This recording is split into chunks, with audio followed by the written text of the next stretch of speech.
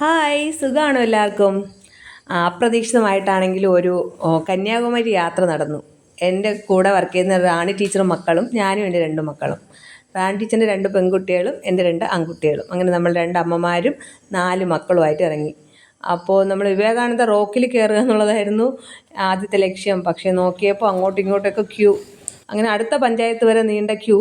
അന്വേഷിച്ച് അതിൻ്റെ അറ്റം കണ്ടുപിടിച്ച് അവിടെ നിന്ന് ക്യൂ നിന്ന് 11 മണിക്കൊക്കെ തുടങ്ങിയ ക്യൂ 2:30 ആയപ്പോൾ ഒരുവിധം കരയെടുത്തു. അതായത് നമ്മൾ ക്യൂ നിന്ന് പല ഘട്ടങ്ങളാണ് ക്യൂ നിന്ന് അവസാനം ഇടത്തൊക്കെ വന്ന് നമ്മളടുത്താണ് ക്ലോസ് ആയതൊക്കെ. അങ്ങനെ നമ്മളിറങ്ങി. പക്ഷേ ഈ ബോട്ടൊക്കെ വന്ന് നിൽക്കുന്ന ഒരു സന്തോഷമുണ്ടല്ലോ, നമ്മൾ ജലാശയങ്ങൾക്ക് അടുത്തെത്തുമ്പോൾ നമുക്ക് ഭയങ്കര ഒരു സന്തോഷമുണ്ട്. അത് ഈ ബോട്ടൊക്കെ ഇങ്ങനെ വന്ന് ചേരുന്നത് കാണാൻ ഭയങ്കര സന്തോഷമാണ്. പിന്നെ മക്കൾ ഭയങ്കര ഹാപ്പിയാണ്. മണിക്കൂറുകളോളം വെയിലത്തൊക്കെ ക്യൂ നിന്നതൊക്കെ അവരങ്ങ് മറന്നു. പിന്നെ നമ്മുടെ ജാക്കറ്റൊക്കെ ഇട്ട് എല്ലാ പേരും ബോട്ടിൽ കയറിയിരുന്നു. നല്ല സന്തോഷമായിരുന്നു. പക്ഷേ നമ്മുടെ എൻ്റെ ഇളയ പുത്രൻ കൊച്ചു, അവൻ അറ്റത്തിരിക്കണമെന്ന് പറഞ്ഞ് നമ്മളിരുന്ന ലൈനിൽ ഇരിക്കാതെ വേറൊരു സീറ്റിൽ പോയായിരുന്നത്. അങ്ങനെ നമ്മളെല്ലാവരും ബോട്ട് യാത്ര എൻജോയ് ചെയ്തു എന്നുവെച്ചാൽ. പക്ഷേ വലിയ അലകളൊന്നും ഇല്ലാത്തതുകൊണ്ട് മക്കളാരും പേടിച്ചില്ല. പക്ഷേ മുമ്പൊക്കെ ഞാൻ പണ്ട് പോയപ്പോൾ നല്ലതായിട്ട് ചായുമായിരുന്നു, ആടുമായിരുന്നു ബോട്ട്. പക്ഷെ ഇത് പേടിക്കാതെ തന്നെ നമ്മളിപ്പോൾ കരയിലെത്തി. പക്ഷെ തിരക്ക് അവിടെ ഉള്ളതുപോലെ ഇവിടെ തിരിച്ച് ബോട്ടിൽ പോകാനും തിരക്കുണ്ട്. പിന്നെ ഇറങ്ങി അവിടെ മൊത്തം ഒന്ന് ചുറ്റും നോക്കി.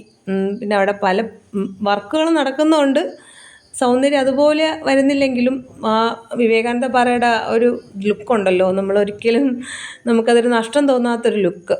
പിന്നെ അവിടെ ഒരു എൻട്രി ഫീസ് ഉണ്ടായിരുന്നു, ഒരു 30 റുപ്പീസ് ഫീസ് ഒക്കെ അടച്ച് ചെരുപ്പൊക്കെ അവിടെ ഊരിയിട്ടു. പിന്നെ പാറയിൽ അപാര ചൂട്. ഈ വെള്ള ലൈനിൽ കൂടെ നടക്കുമ്പോൾ ചൂട് അനുഭവിക്കില്ല. അതിനുള്ള സയൻറ്റിഫിക് റീസൺസൊക്കെ നമ്മുടെ മക്കളൊക്കെ അവിടെ ഘോരം പ്രസംഗിക്കുന്നുണ്ടായിരുന്നു. അതിലോട്ടൊന്നും ഞാൻ കടക്കുന്നില്ല. നമ്മളങ്ങനെ വിവേകാനന്ദൻ്റെ സ്മൃതി മണ്ഡപവും ഒക്കെ കണ്ടു. പിന്നെ നമ്മുടെ പ്രധാന ലക്ഷ്യം നമ്മുടെ ഗ്ലാസ് ബ്രിഡ്ജായിരുന്നു. അപ്പോൾ നമ്മൾ അവിടെ നിന്ന് ഫോട്ടോസൊക്കെ എടുത്തിട്ട് ഗ്ലാസ് ബ്രിഡ്ജിലോട്ട് തിരിച്ചു. നല്ല രസം. പക്ഷേ നമുക്ക് പേടിക്കുമെന്ന് വിചാരിച്ചെങ്കിലും പേടിച്ചില്ല. പിന്നെ അവിടെയും എന്തൊക്കെയോ പണികളൊക്കെ നടക്കുന്നുണ്ട്. എൻ്റെ അതിൽ നിന്ന് ചാടാനൊക്കെ നോക്കി അവിടെ ഉള്ളവരൊക്കെ വിസിലൊക്കെ വിളിച്ച് വിരട്ടി.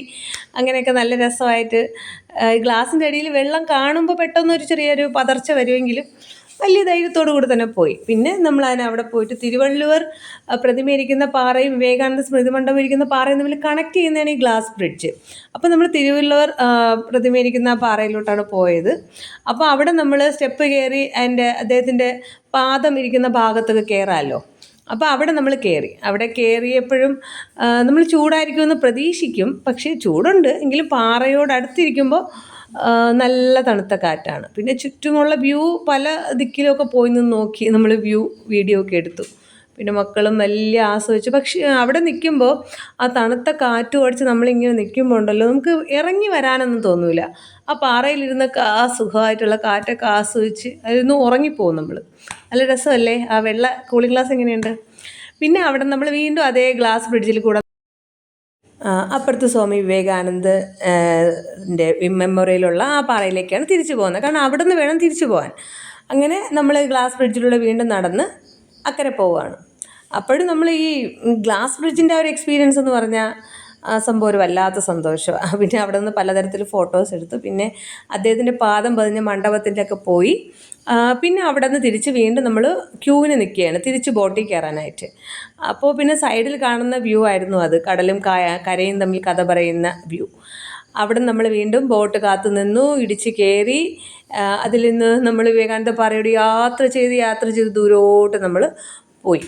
അങ്ങനെ പിന്നീട് നമ്മുടെ ഉദ്ദേശം ബീച്ചിലിറങ്ങുക എന്നുള്ളതായിരുന്നു. അങ്ങനെ നമ്മൾ ബീച്ചിലിറങ്ങുമ്പോൾ നമ്മൾ വല്ലാത്ത പേടിയായിരിക്കുമല്ലോ, നമ്മൾ മക്കൾ മണ്ണിൽ വെള്ളത്തിൽ കളിക്കുമ്പോൾ. എങ്കിലും അങ്ങോട്ട് പോകില്ല ഇങ്ങോട്ട് പോകില്ല എന്നൊക്കെ പറഞ്ഞ് വഴക്ക് പറഞ്ഞ് വിളിച്ച് ഒക്കെ നമ്മൾ ഒരുവിധം ബീച്ച് എൻജോയ് ചെയ്തു. നല്ല രസമുണ്ടായിരുന്നു. കാരണം അവിടെ പാറക്കെട്ടുകളൊക്കെ ഉണ്ടായിരുന്നുകൊണ്ട് ഒരുവിധം സേഫ് എന്ന് തോന്നിയ ഭാഗമാണ്. പിന്നെ അവിടെ നിന്ന് അസ്തമിക്കുന്ന സൂര്യനെയൊക്കെ കണ്ട് നമ്മൾ തിരിച്ചിറങ്ങുമ്പോഴാണ് നമ്മൾ നേരത്തെ മല്ലിട്ട് ക്യൂ നിന്നൊക്കെ വന്ന സ്ഥലം. അവിടെ ഇപ്പോൾ ഒരു മനുഷ്യനും ഇല്ലാതെ ആളൊഴിഞ്ഞ കളം മാതിരി ഒക്കെ എന്തോ ഒഴിഞ്ഞ കളം എന്നൊക്കെ നമ്മൾ പറയില്ല, അതുപോലെയൊക്കെ കിടക്കുകയാണ്. പിന്നെ ഷോപ്പ് ചെയ്യാനുള്ള സ്ഥലം, നമ്മളൊന്നും ഷോപ്പ് ചെയ്തില്ല. പിന്നെ ചുറ്റുമൊക്കെ ഒന്ന് കണ്ടിട്ട്, പിന്നെ ഫുഡായിരുന്നു പ്രധാന പ്രശ്നം. നേരെ 11 മണിക്ക് ഫുഡ് കഴിച്ചതാണ്. പിന്നെ ഫുഡ് കണ്ടുപിടിച്ചു, ടോയ്ലറ്റിലൊക്കെ പോയി ഒന്ന് ഫ്രഷ് ആയിട്ട് തിരിച്ച് വീട്ടിലേക്ക് പോയി.